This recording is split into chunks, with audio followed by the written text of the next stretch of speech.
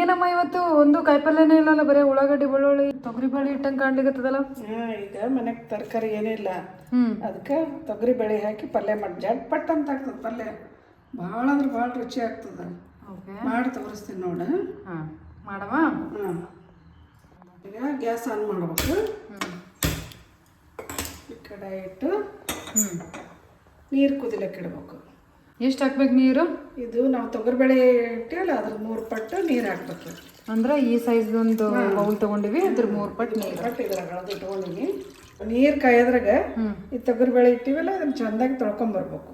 ಇದು ತೊಗರಿಬೇಳೆ ತೊಳ್ಕೊಂಬಂದಿನಿ ಸ್ವಚ್ಛಾಗಿ.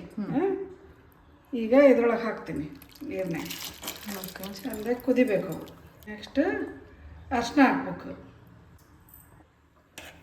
ಈಗ ಚೆಂದಾಗಿ ಕುದೀರಿ. ಅದು ಕುದು ಸ್ವಲ್ಪ ಅರ್ಧ ಬೇಯಬೇಕು. ಸಿಜರ್ನಾಗ 4 ಮೆಣಸಿನ್ಕಾಯಿ. ಇದು ಖಾರಕ್ಕೆ ಎಷ್ಟು ಬೇಕು ಅಷ್ಟು ಖಾರಕ್ಕೆ ಎಷ್ಟು ಬೇಕು, ಸ್ವಲ್ಪ ಖಾರ ಇದ್ರೆ ಚಲೋ ಆಗ್ತದೆ. ಬೆಳ್ಳುಳ್ಳಿ ಇದು ನಿಮಗೆ ಎಷ್ಟು ಬೇಕು ಅಷ್ಟು. ಬೆಳ್ಳುಳ್ಳಿ ನಾವು ಒಂದು ಅರ್ಧ ಗಡ್ಡೆ ತೊಗೊಂಡಿವಮ್ಮ. ಹಾಂ, ಓಕೆ. ಅರ್ಧ ಗಡ್ಡೆ ತೊಗೊಂಡು ಇದನ್ನು ಪೂರ ಸಣ್ಣ ಪೇಸ್ಟ್ ಮಾಡಬಾರ್ದು, ತರಿಯಾಗಿ ರುಬ್ಬಬೇಕು. ಅವಡ ಬೇಡ. ಓಕೆ.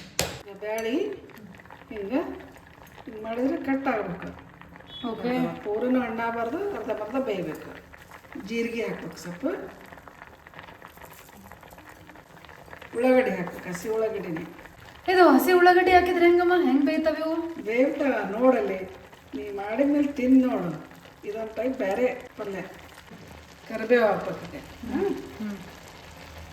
ತರಿ ರುಬ್ಕೊಂಡಿವಲ್ಲ ಇದನ್ನು, ಬೆಳ್ಳುಳ್ಳಿ ಮೆಣಸಿನ್ಕಾಯಿ ಇದನ್ನು ಹಾಕ್ಬೇಕು. ರುಚಿಗೆ ತಕ್ಕಷ್ಟು ಉಪ್ಪು ಹಾಕ್ಬೇಕು, ಎಣ್ಣೆ ಹಾಕ್ಬೇಕು. ಚೆಂದಾಗಿ ತಿರುವಿ ಸ್ವಲ್ಪ ಮುಚ್ಚಿಟ್ಟು ಬೇಯಿಸ್ಬೇಕು.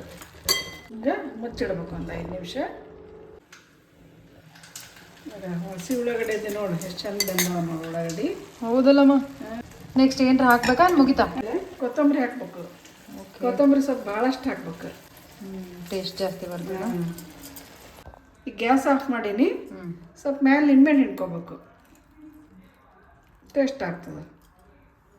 ರೊಟ್ಟಿ ಚಪಾತಿಗೆ ಮಸ್ತ್ ಆಗ್ತದೆ ಇದು ಪಲ್ಯ. ಐ ಆಮ್ ಶೋರ್ ಈ ರೆಸಿಪಿ ನಿಮಗೆ ಇಷ್ಟ ಆಗಿದೆ ಅನ್ಕೋತೀನಿ. ಇಷ್ಟ ಆದರೆ ಲೈಕ್ ಶೇರ್ ಕಮೆಂಟ್ ಮಾಡೋದು ಮರಿಬೇಡ್ರಿ. ಹೊಸೊಬ್ರಿದ್ರೆ ಸಬ್ಸ್ಕ್ರೈಬ್ ಮಾಡೋದು ಮರಿಬೇಡ್ರಿ. ಸೊ ಸಬ್ಸ್ಕ್ರೈಬ್ ಮಾಡಿರಿ, ಇದೇ ಟೈಪ್ ಹೊಸ ರೆಸಿಪೀಸ್ಗಳು ಹಾಕ್ತಿರ್ತೀವಿ. So I will see you guys in the next video. Till then take care, bye.